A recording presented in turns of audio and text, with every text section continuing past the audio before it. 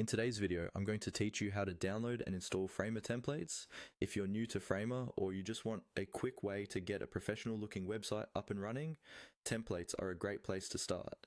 They give you a fully designed layout that you can customize instead of building everything from scratch. Let's walk through the whole process from finding a template to getting your own copy that you can edit. First, open your browser and go to the Framer Marketplace.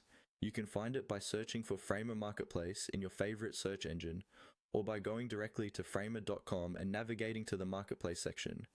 This is the official hub where Framer and independent creators publish ready-made site templates, so it's the safest and easiest place to start.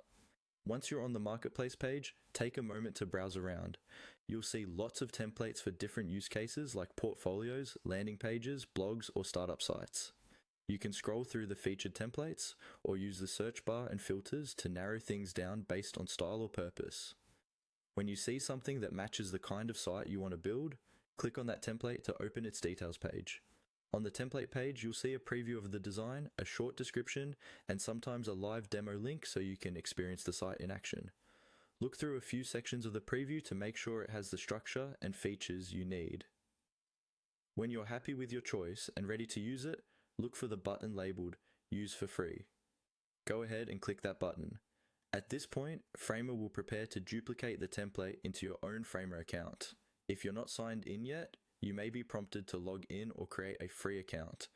After that, you'll be taken to a page that confirms you're about to create a new project based on this template. Here, you'll see an option to copy the template into your workspace. Click on the button that says Copy. Framer will now create a new project that's an exact duplicate of the original template, but fully under your control. Once the copy is finished, you'll be taken directly into the Framer editor, where you can start customizing text, images, colors, and layout to fit your brand. And that's it. You've successfully downloaded and installed a Framer template and turned it into your own editable project.